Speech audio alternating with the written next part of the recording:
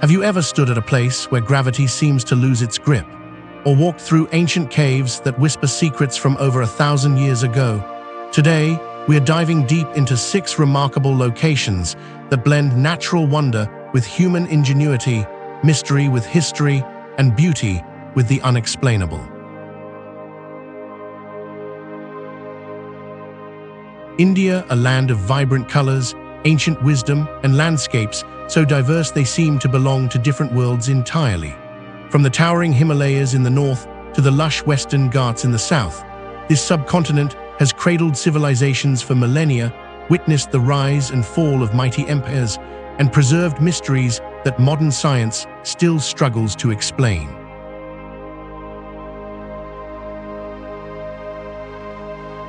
We are talking about places where physics appears to bend, where lakes hold macabre secrets, where artisans carved entire temples from single rocks, and where abandoned cities stand as testaments to imperial ambition.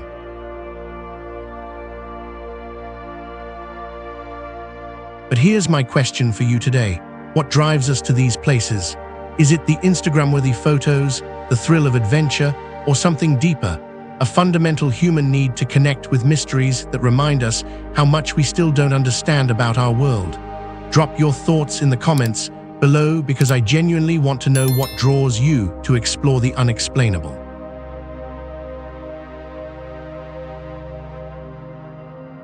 Before we begin this incredible journey, do me a favor, hit that subscribe button and ring the notification bell. Trust me, you don't want to miss the adventures we have planned for you. Now, grab your virtual backpack and let's step into the extraordinary world of India's greatest enigmas and architectural marvels.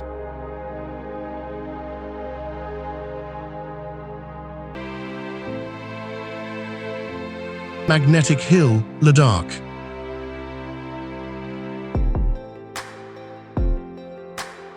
Located approximately 30 kilometers from Leh city in the Union Territory of Ladakh, Magnetic Hill sits at a breathtaking altitude of about 14,000 feet above sea level.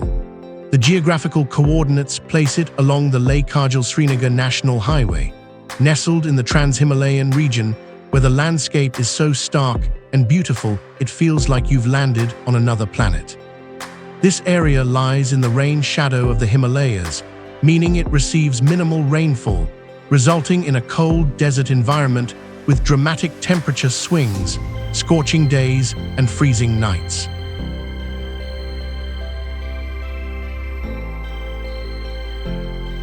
Ladakh is predominantly Buddhist, and you'll find this reflected in everything from the fluttering prayer flags that dot the mountainsides to the ancient monasteries perched on clifftops like spiritual fortresses. The local Ladakhi people have adapted to life in one of Earth's most extreme environments, developing a rich culture that blends Tibetan Buddhism with pre-Buddhist Bon traditions. The region has historically served as a crucial crossroads on the ancient Silk Road, connecting Tibet, Kashmir, and Central Asia, which has given it a fascinating multicultural heritage.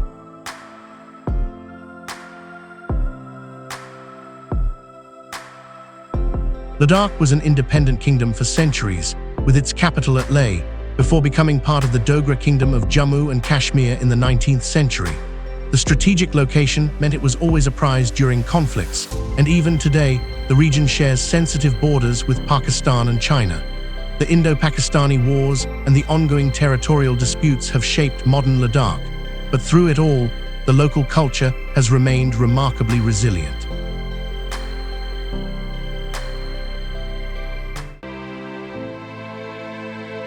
Ladakh has traditionally relied on subsistence agriculture, primarily growing barley, wheat, and vegetables in the brief summer months when the land isn't frozen solid. Pastoralism, especially yak and sheep herding, has been equally important. However, in recent decades, tourism has become the economic powerhouse of the region.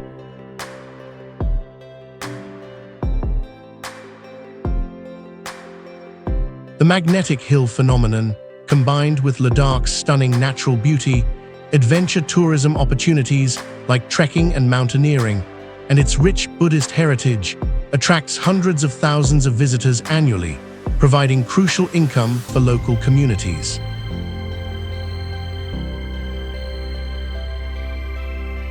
But back to the mystery that brings us here. Magnetic Hill earned its name from the belief that the hill possesses magnetic properties strong enough to pull vehicles upward. Local lore suggests that this was once a pathway to heaven, and the magnetic force is actually a divine pull helping worthy souls ascend.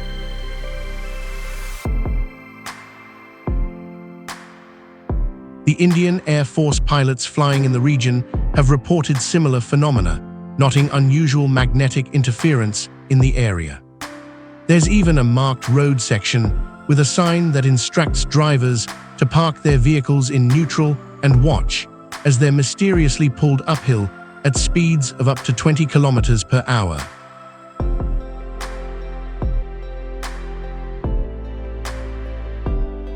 The most widely accepted explanation is an optical illusion caused by the specific layout of the surrounding terrain. The theory suggests that the hill's slope, combined with the horizon line and the way surrounding mountains frame your perspective, creates a powerful visual trick. What appears to be an uphill slope is actually a downhill slope, and your vehicle is simply rolling downward as gravity dictates, even though your brain screams that you're moving upward.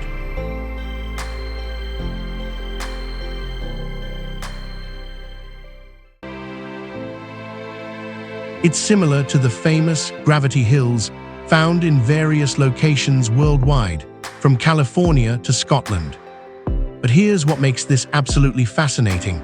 Even knowing the scientific explanation doesn't diminish the experience.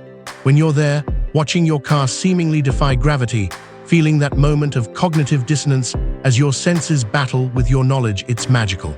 And isn't that what travel should be about? Experiencing moments that make us question, wonder, and feel that childlike sense of awe.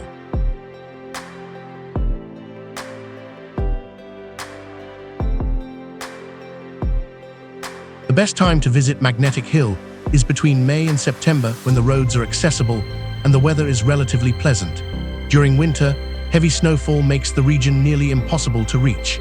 The experience is enhanced by the surrounding attractions, the Indus and Zanskar rivers confluence nearby, the Hall of Fame museum dedicated to Indian Army heroes, and the stunning monasteries like Alchai and Lamuru that seem to grow organically from the mountain rock.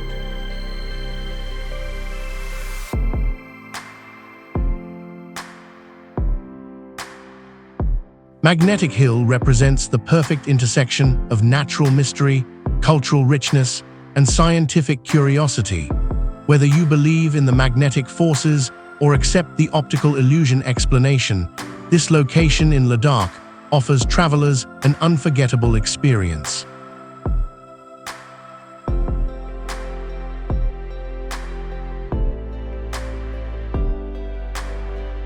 The region's extreme geography at 14,000 feet elevation, its Buddhist cultural heritage shaped by centuries as a Silk Road crossroads, its complex modern history of territorial disputes, and its evolving economy from subsistence agriculture to tourism all combine to create a destination that's far more than just a gravity-defying phenomenon.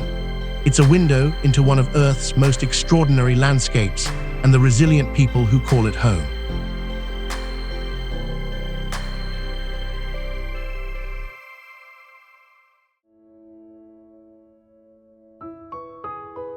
Ellora Caves, Maharashtra. Located near Aurangabad city in Maharashtra state, approximately 30 kilometers northwest of the city center, Ellora sits on the Deccan Plateau at a modest elevation of about 600 meters above sea level.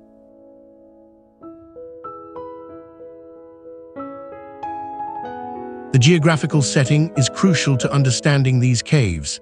The Deccan basalt here is a type of volcanic rock that's incredibly hard and durable, yet workable with the right tools and infinite patience.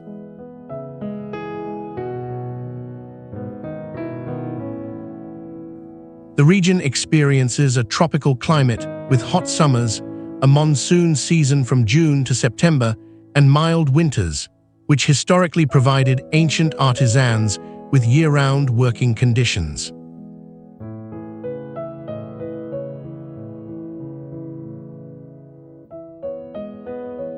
The cultural significance of Ellora cannot be overstated. These caves represent an extraordinary 400-year period from approximately 600 to 1000 CE, when Buddhism, Hinduism, and Jainism coexisted peacefully, and their followers literally carved their devotion into the mountainside, one chisel strike at a time.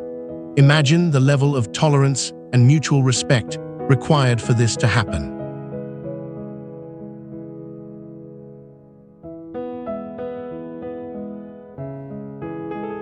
In an era we often think of as primitive or conflict-ridden, here were communities of different faiths working side by side, creating monuments to their respective beliefs within walking distance of each other. The caves are divided into 3 groups. Caves 112 are Buddhist, Caves 1329 are Hindu, and Caves 3034 are Jain.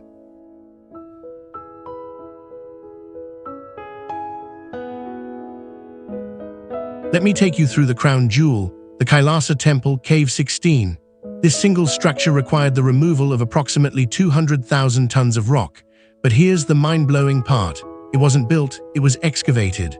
Artisans started at the top of the cliff and carved downward, sculpting the entire temple, including intricate pillars, detailed sculptures, and architectural elements from one solid piece of rock.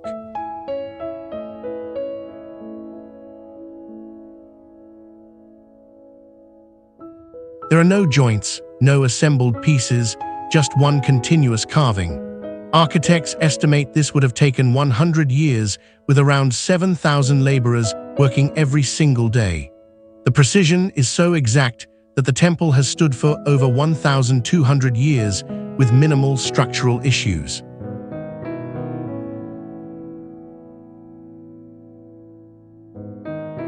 The historical context of Ellora is fascinating. The Buddhist caves, created first, reflect the waning influence of Buddhism in India and the religion's transition from its earlier ascetic forms to later Vajrayana Buddhism. You can see this evolution in the artwork. The earlier caves are simple meditation halls, while later ones feature elaborate sculptures of Buddha and Bodhisattvas.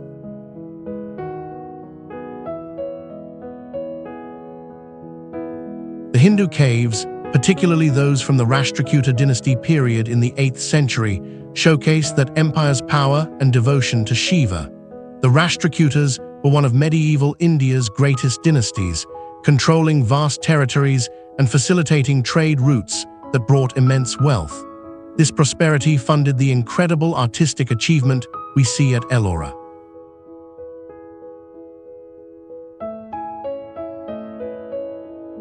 The Jain caves, created last, demonstrate the continued patronage of the wealthy merchant class who followed Jainism.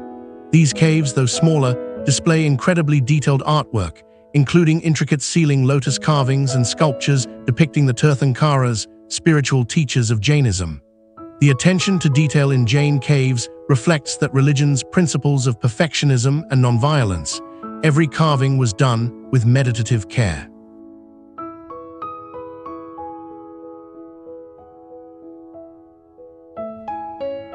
Ellora has been significant for centuries.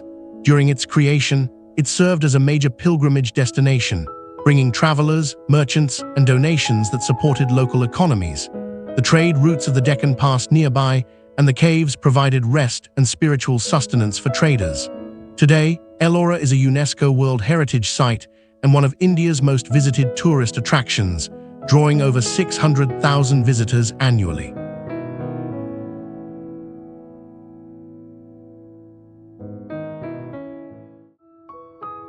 The tourism industry supports thousands of local jobs, from guides and hotel workers to artisans who continue the region's sculptural traditions in smaller souvenirs and artworks.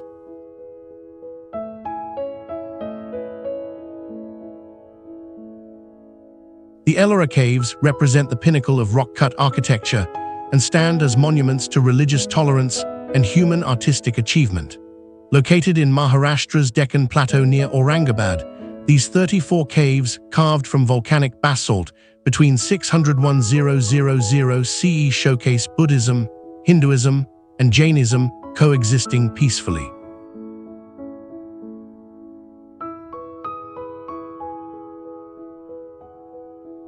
The The region's historical significance as a crossroads of trade routes, the economic power of dynasties like the Rashtrakutas, and the patronage of merchants enabled this incredible achievement.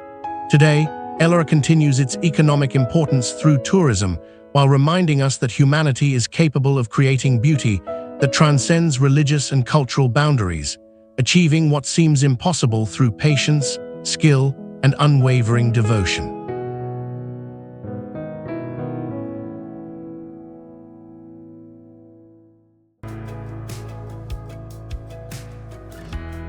Roopkund Skeleton Lake, Uttarakhand.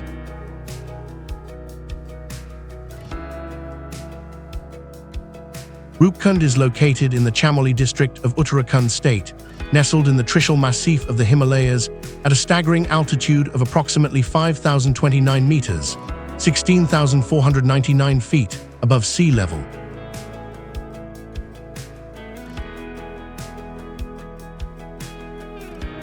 To put that in perspective, you're higher than most European peaks. In a region where oxygen is thin, temperatures regularly drop below freezing even in summer, and the environment is utterly unforgiving.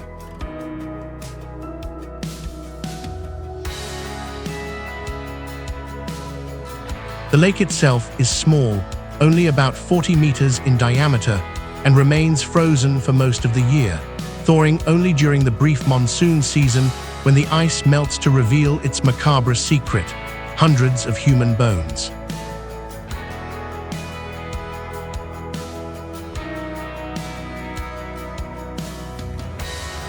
The geographical setting is crucial to understanding both the mystery and the challenge of studying it. This region of the Garhwal Himalayas is characterized by steep mountain terrain, glacial formations, and unpredictable weather patterns. The area experiences heavy snowfall during winter, making it completely inaccessible, and dangerous thunderstorms during the monsoon. The lake sits in a bowl-shaped valley surrounded by rock-strewn glaciers, with no shelter from the elements.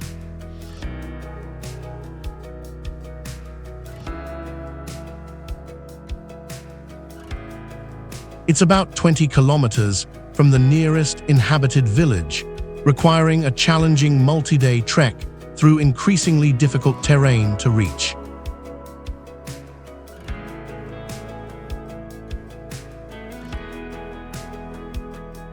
Culturally and historically, this region of Uttarakhand has deep spiritual significance.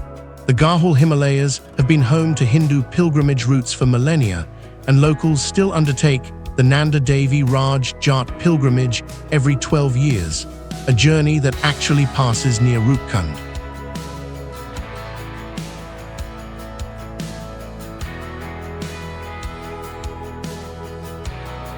The indigenous communities here, including the Bhotia people, have maintained their mountain culture despite the harsh conditions, relying on animal husbandry, small-scale agriculture in valley areas, and increasingly tourism and pilgrimage-related services.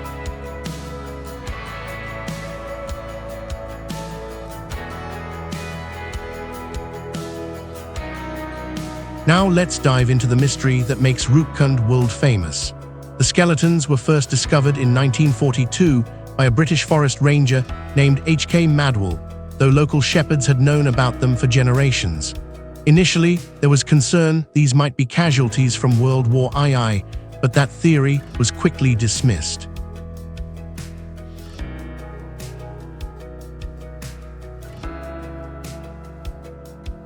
Over the years, the site has yielded remains of between 300 to 800 individuals, along with wooden artifacts, iron spearheads, leather slippers, and bangles.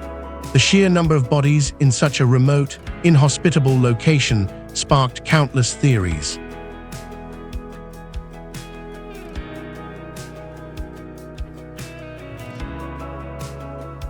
Early hypotheses ranged from an epidemic to a landslide to a ritual suicide to soldiers lost in a blizzard. Local folklore spoke of a goddess who rained death upon travelers who defiled her sacred mountain. But it wasn't until modern scientific investigation that we began to piece together this ancient puzzle.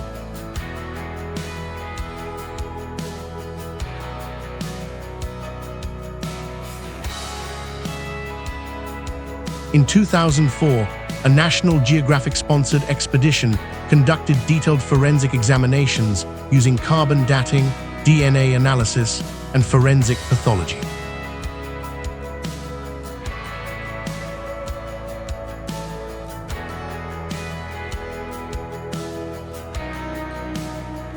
The findings were extraordinary and unexpected. The skeletons weren't from a single time period at all. The majority dated to around 800–900 CE, but another group dated to between 1800–1920 CE, nearly 1,000 years later. DNA analysis revealed the victims were from diverse backgrounds. Some were of South Asian ancestry, while others showed Mediterranean or Southeast Asian origins. This was particularly baffling because in 800 CE, what were Mediterranean people doing in the remote Himalayas, and what killed them all in the same place?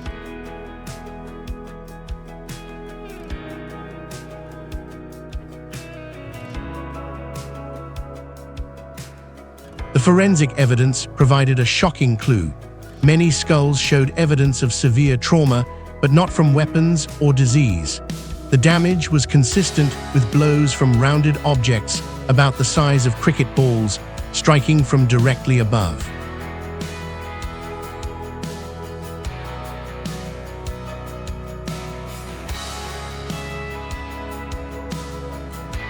After ruling out various causes, scientists concluded the most likely scenario was death by hailstorm.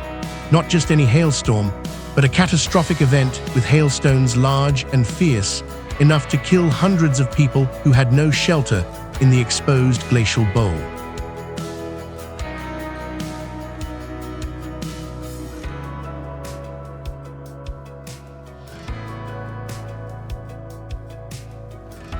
Recent 2019 genetic studies complicated the picture further, revealing the individuals died during multiple distinct events separated by centuries. This suggests Rupkund has been a dangerous location throughout history, possibly catching multiple groups of pilgrims or travelers over the centuries. The presence of Mediterranean DNA in the older remains particularly puzzling, suggesting ancient trade or pilgrimage routes were far more extensive than previously believed.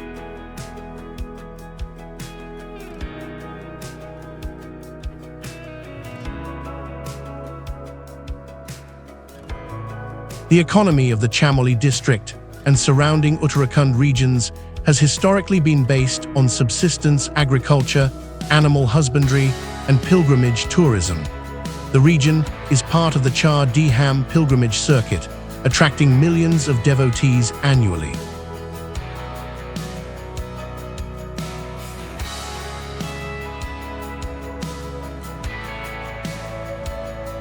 In recent decades, adventure tourism has become increasingly important, with trekkers from around the world attempting the challenging Rupkund trek, especially during May, June, and September-October, when conditions are most favorable. This tourism provides crucial income for local guides, porters, and villages along the route.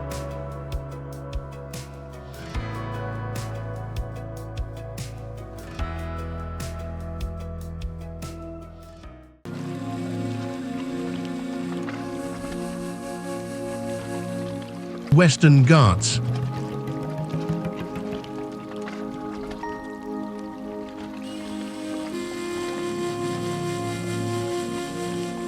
The Western Ghats, also known as the Sahyadri Mountains, form a spectacular mountain range that runs parallel to India's western coast for approximately 1,600 kilometers, stretching through 6 states: Gujarat, Maharashtra, Goa, Karnataka, Kerala, and Tamil Nadu.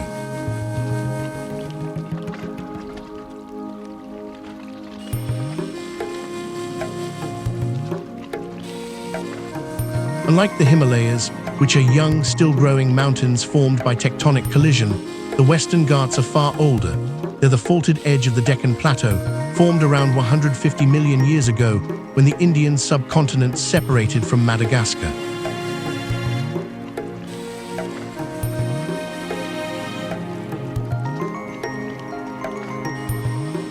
The average elevation ranges from 900 to 1,500 meters, with the highest peak, Anamudi in Kerala, reaching 2,695 meters. The geographical importance of the Western Ghats cannot be overstated.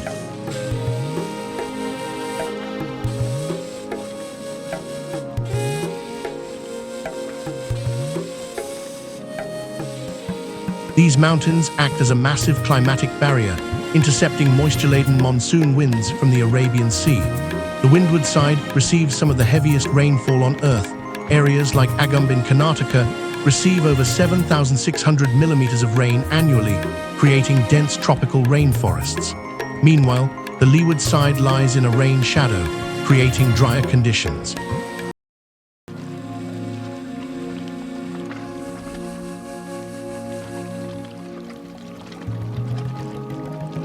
This climatic division has profound effects on the entire Indian subcontinent, influencing weather patterns, agriculture, and water resources for hundreds of millions of people.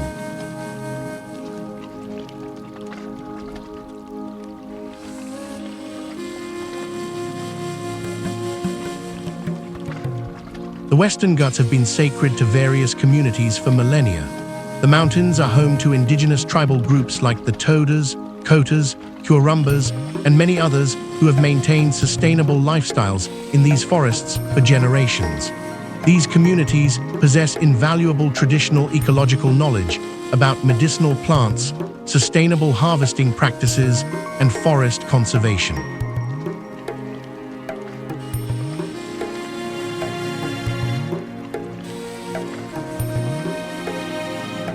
The region also features prominently in Hindu mythology and history. Hill stations like Mahabelshwar and Lonavala became summer retreats during British colonial rule, and ancient trade routes crossed these mountains, connecting the coastal ports with inland kingdoms.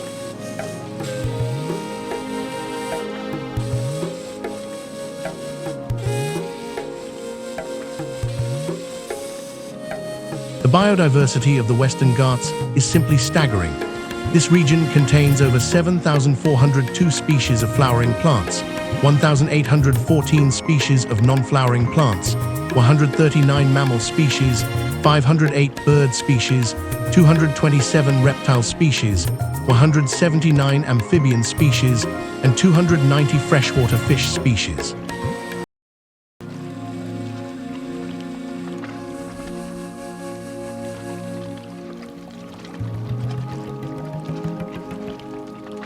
What makes these numbers extraordinary is the endemism rate. At least 325 globally threatened species live here, and thousands of species are found nowhere else on Earth. The Western Ghats are home to the endangered lion-tailed macaque, the majestic Asian elephant, the elusive Bengal tiger in certain pockets, the unique Malabar civet, and amphibians like the purple frog that has existed relatively unchanged for millions of years.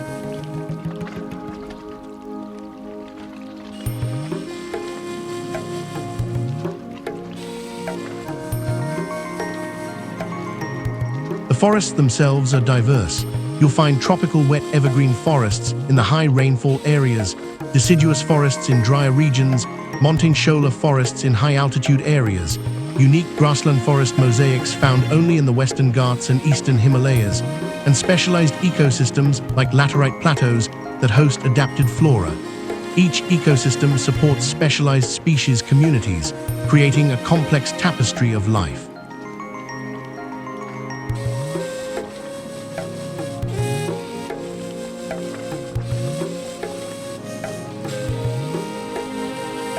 Historically, the Western Ghats have shaped Indian civilization in profound ways.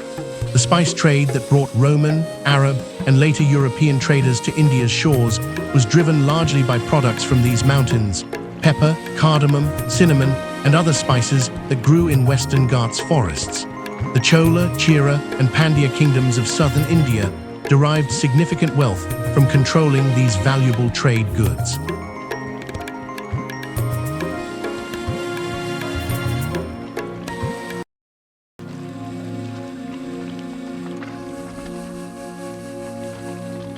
Later, the Portuguese, Dutch, and British established footholds along the coast, partly to access these resources. The mountains also served as natural fortresses. Rulers like Shivaji Maharaj built hill forts in the Western Ghats that remained largely impregnable.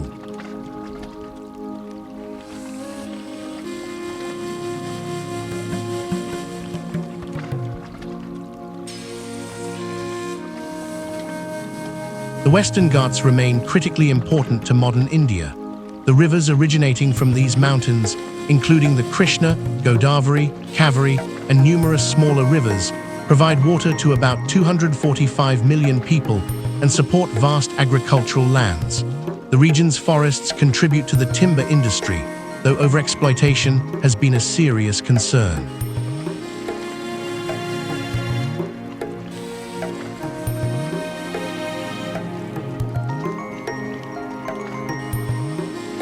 Coffee and tea plantations, particularly in Karnataka, Kerala, and Tamil Nadu, are major economic activities, with the Western Ghats producing some of India's finest coffee. Spice cultivation continues to be economically significant, and tourism has grown enormously, with hill stations, wildlife sanctuaries, and national parks drawing millions of visitors annually.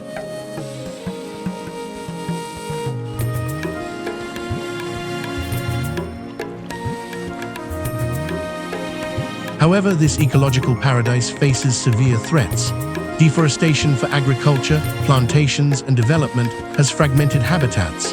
Mining operations, particularly for iron ore in Goa and Karnataka, have caused significant environmental damage. Infrastructure projects like roads, railways, and dams disrupt wildlife corridors and alter hydrology. Climate change is already affecting rainfall patterns and pushing species toward extinction.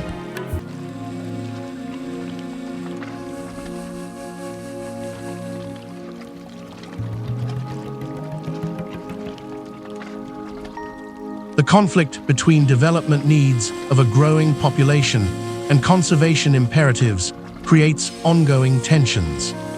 Conservation efforts are complex and multifaceted. The Western Ghats were designated a UNESCO World Heritage Site in 2012, though only select areas received this protection. Numerous protected areas exist, including famous wildlife sanctuaries and national parks like Periyar, Silent Valley, Bandipur, and Kudramukh. Government and non-governmental organizations work on habitat restoration, wildlife corridors, and sustainable development models.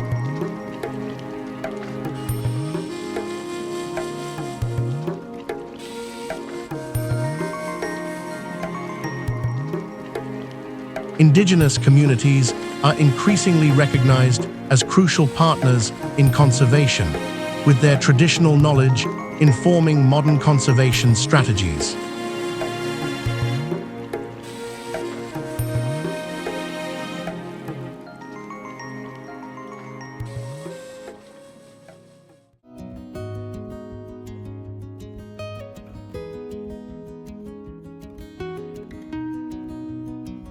Group of monuments at Hampi, Karnataka.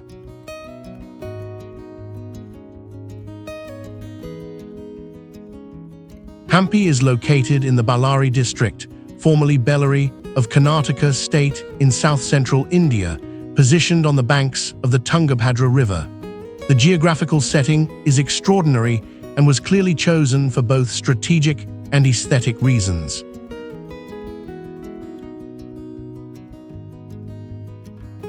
The landscape is dominated by massive granite boulder formations that create a surreal, almost alien terrain. These boulders, some balanced precariously on top of each other, are the result of millions of years of erosion of the Deccan Plateau's granite bedrock. The river provides water and fertile land, while the surrounding boulder hills created natural fortifications.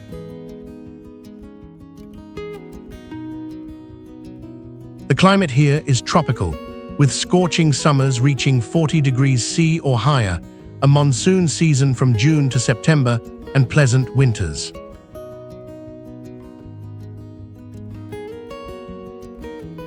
This site has been continuously inhabited since prehistoric times, with evidence suggesting it was the mythological Kishkinda mentioned in the Hindu epic Ramayana, the kingdom of the monkey god Hanuman. However, Hampi's true glory began in 1336 CE, when two brothers, Harihara I and Buckaraya I, founded the Vijayanagara Empire with this as their capital.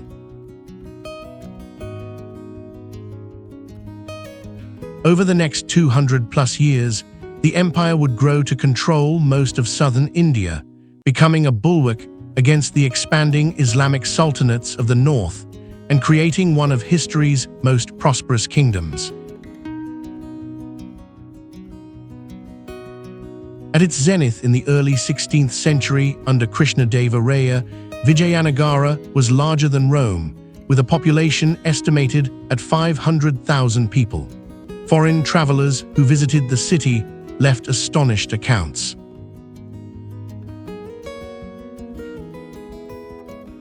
Domingo Pires, a Portuguese traveler who visited around 1520, described it as a city that would rival any capital in the world, with streets full of merchants, splendid palaces, vast bazaars selling precious stones, and such abundance that even common soldiers wore jewels.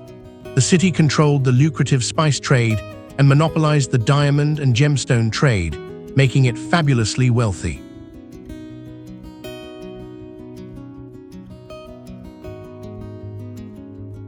The architectural achievement visible today is breathtaking. The sacred zone contains the Virupaksha temple, still an active site of worship dedicated to Shiva, with a 50-meter tower visible for kilometers. The Vitala temple complex showcases the pinnacle of Vijayanagara architecture. Its famous stone chariot is one of India's most iconic images, and the musical pillars produce different notes when struck gently, demonstrating the stone carving mastery that ancient architects achieved.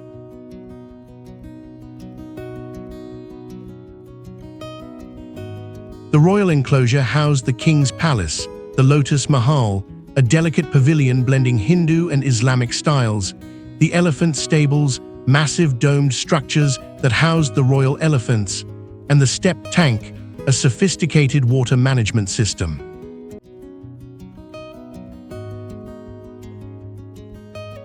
What's remarkable about Hampi's architecture is how builders worked with the natural granite boulders, incorporating them into structures or carving them into sculptures. The massive Ganesha and Narasimha monoliths were carved from single boulders.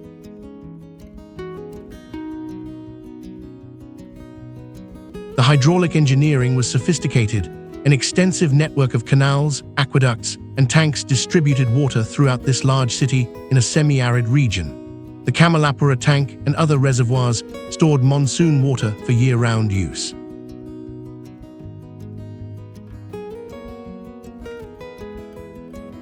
The economy of historical Vijayanagara was diverse and robust. The empire controlled cotton production and textile manufacturing, which were exported through coastal ports. The monopoly on diamond mining and trading made the empire incredibly wealthy. The region around Hampi had some of the world's most productive diamond mines. Agriculture was supported by sophisticated irrigation systems, and the state encouraged temple-based economic activities.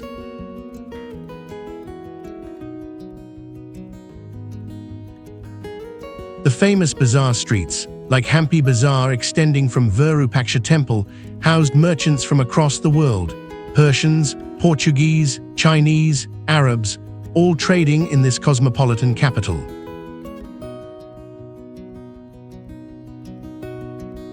But this glory came to a catastrophic end. In 1565, the combined forces of the Deccan Sultanates defeated the Vijayanagara army at the Battle of Talakota. The victorious armies then sacked Hampi for 6 months in one of history's most thorough destructions of a city. They systematically destroyed the palaces, temples, and public buildings, burned the wooden structures, and massacred or enslaved the population.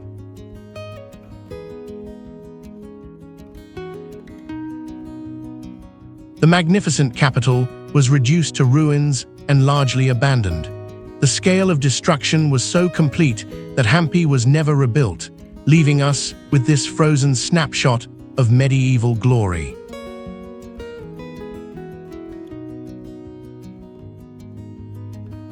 Modern Hampi is a UNESCO World Heritage Site and one of India's most visited tourist destinations, attracting over 500,000 visitors annually. The local economy now depends heavily on tourism, with hotels, restaurants, guide services, and handicraft shops providing employment.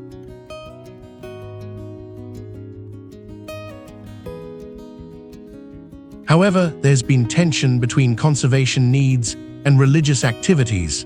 Virupaksha Temple remains an active place of worship, with festivals drawing large crowds, and the nearby villages have families who have lived here for generations, creating challenges for archaeological preservation.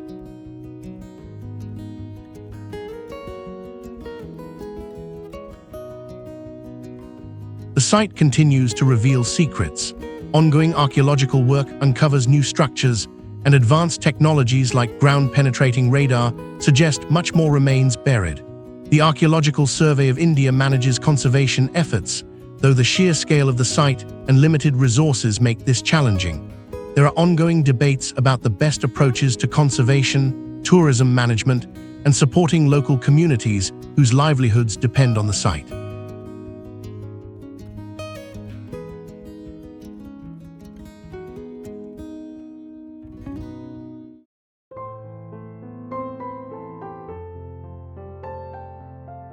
Fatehpur Sikri, Uttar Pradesh.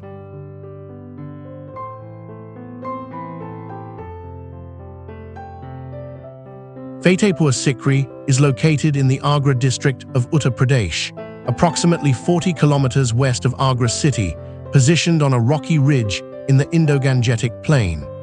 The geographical position was strategically chosen.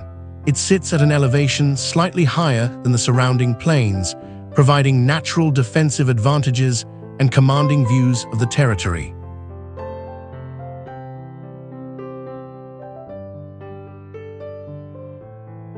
The climate here is subtropical, with extremely hot summers where temperatures regularly exceed 45 degrees C, a brief monsoon season, and cool winters. The region is semi-arid, receiving modest rainfall, which becomes crucial to understanding the city's mysterious abandonment.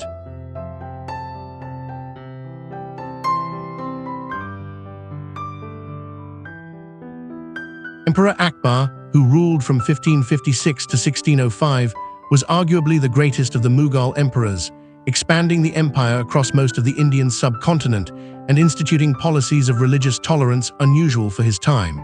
Despite his power and wealth, Akbar faced a personal crisis. He had no surviving heir.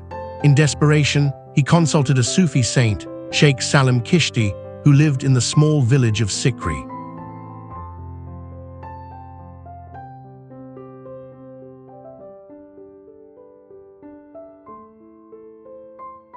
The saint predicted Akbar would have 3 sons, and miraculously, the prophecy came true when Akbar's wife bore a son, the future Emperor Jahangir, in 1569. In gratitude and devotion, Akbar decided to build a new capital at Sikri, near the saint's residence. Construction began in 1571, and over the next 14 years, thousands of laborers, architects, and artisans created a city that would showcase Mughal power and Akbar's vision of religious harmony. The city was renamed Fatehpur, City of Victory, after Akbar's successful campaign in Gujarat in 1573. The architecture that emerged was extraordinary, blending Persian, Indian, and Islamic styles into something unique.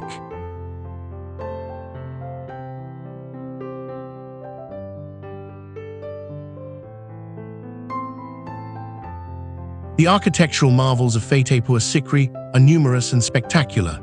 The complex covers about 10 square kilometers and is built primarily from local red sandstone, giving the entire city a distinctive warm hue.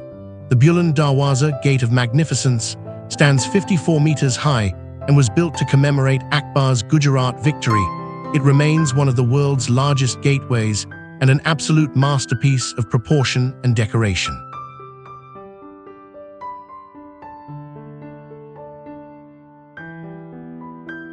The Jama Masjid, Great Mosque, is one of India's largest mosques, and within its courtyard stands the marble tomb of Sheikh Salim Kishti, a pilgrimage site where thousands still come to tie threads and make wishes for children.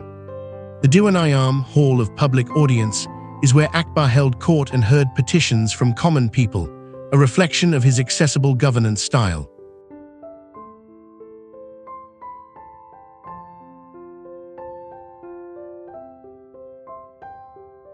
The Diwan-i-Khan's Hall of Private Audience features a unique central pillar with elaborate bracketing supporting a circular platform where Akbar sat, surrounded by his advisors seated in the gallery around him, a physical representation of his philosophy that wisdom comes from all directions. The Panch Mahal is a 5-story pavilion of decreasing size, designed for royal women to enjoy breezes while maintaining purdah, seclusion, with 176 columns, all carved differently.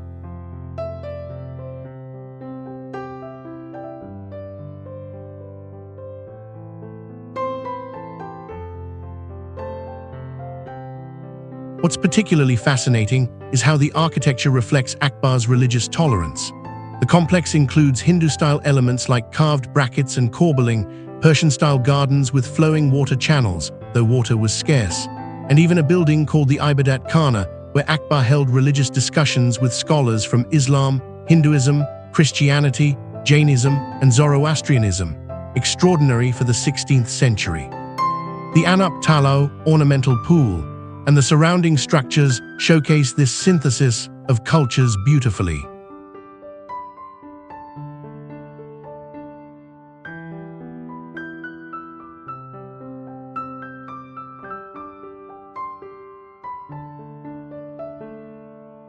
Fatehpur Sikri was positioned to control trade routes between Agra and Gujarat, important for commerce in the Mughal Empire.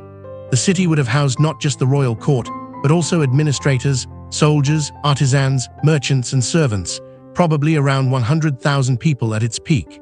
The economic activities would have included workshops producing luxury goods for the court, markets supplying the population, and administrative functions for governing the empire.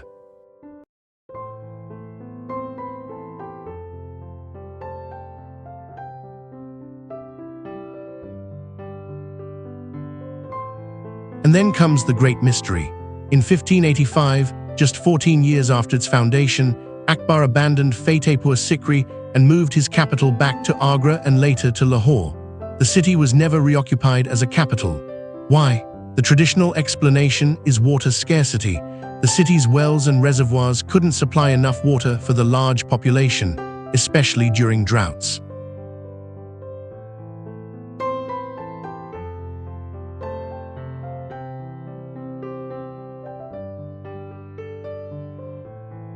However, recent archaeological evidence suggests more complex reasons.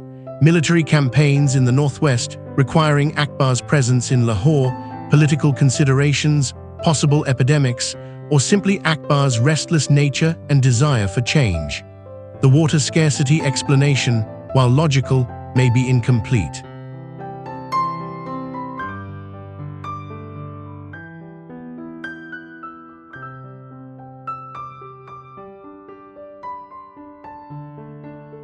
The Archaeological Survey of India maintains the site, facing challenges of erosion, pollution, and wear from millions of footsteps.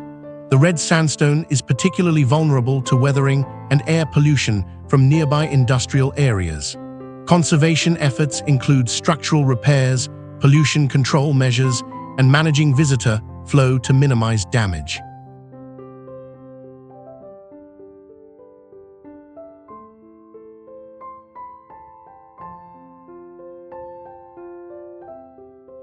Fatehpur Sikri represents Emperor Akbar's 16th century vision of a perfect capital, a city that blended architectural traditions from across his diverse empire and embodied his philosophy of religious tolerance. Despite housing approximately 100,000 people and serving as the administrative heart of a vast empire, the city was mysteriously abandoned after just 14 years, possibly due to water scarcity or other political and military considerations.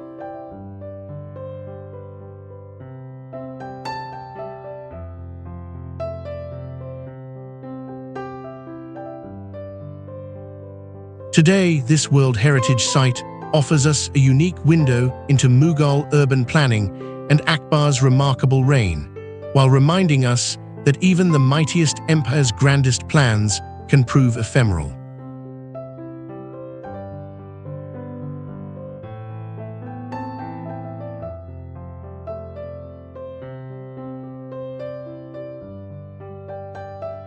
What an incredible journey we've shared today. From the gravity-defying mystery of Magnetic Hill in the frigid heights of Ladakh through the artistic devotion carved into Ellora's basalt cliffs, to the haunting skeletal secrets of Rupkund's glacial shores. We've explored the living, breathing biodiversity fortress of the Western Ghats, walked among the boulder-strewn ruins of Hampi's once magnificent capital, and stood in the mysteriously abandoned courtyards of Akbar's Fatehpur Sikri.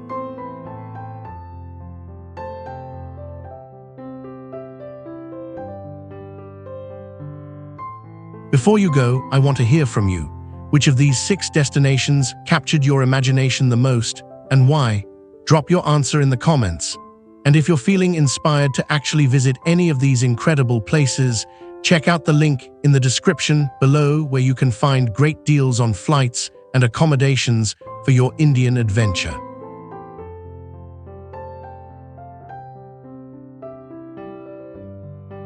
Thank you so much for joining me on this journey through India's mysteries and marvels. If you enjoyed this exploration, please hit that like button, share this video with fellow adventurers, and most importantly, subscribe to our channel and ring that notification bell so you never miss our future adventures. I wish you health, happiness, and many wonderful journeys ahead. Until next time.